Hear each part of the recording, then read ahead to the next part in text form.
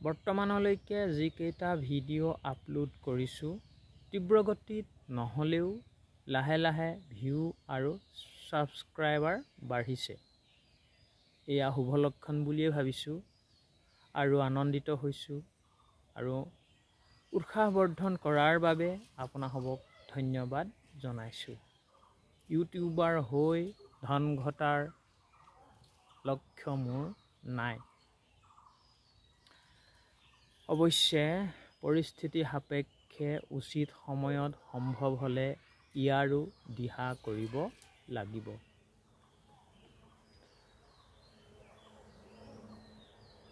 ধন ঘটাৰ লক্ষ্য নহয় বুলি এই কাৰণেই কৈছোঁ যে বৰ্তমান ব্যক্তিগত আৱশ্যকতাবোৰ পূৰণ কৰিবৰ বাবে সক্ষম হৈ আছোঁ। বৰ্তমানৰ মোৰ কৰ্মভূমি বুলি ক'লে খেতি-বাতিয়েই প্ৰধান। এয়া কৰি থাকি জীৱন জীয়াই আছোঁ, জীৱন কটাই আছোঁ।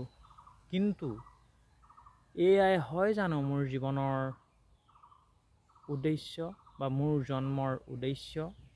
এই প্ৰশ্নটোৱে কেতিয়াবা বৰ বেয়াকৈ আমনি কৰে আৰু আঘাত কৰে।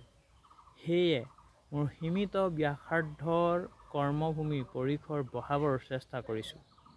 এতিয়া কথা হ'ল নতুনকৈ নিৰ্বাচন কৰা কৰ্মভূমিখন হ'ব সম্পূৰ্ণ অদৃশ্য। কিন্তু ইয়াত প্ৰচণ্ড প্ৰত্যাহ্বান আছে আৰু প্ৰত্যাহ্বানৰ সন্মুখীন হ'বও লাগিব।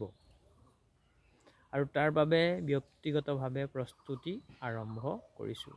এই নতুন অদৃশ্য কৰ্মভূমিখন বা এই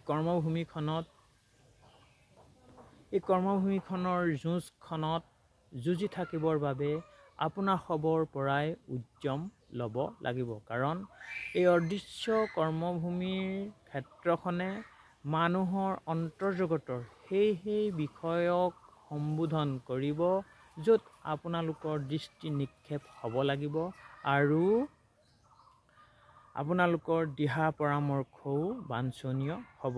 গতিকে আশা ৰাখিছোঁ চেনেলটো ছাবস্ক্ৰাইব কৰক, শ্বেয়াৰ কৰক, লাইক কৰক আৰু আপোনালোকে মোৰ বিষয়টোৰ ওপৰত মতামত দিয়ক। আজিলৈ সামৰণি মাৰিছোঁ। ধন্যবাদ।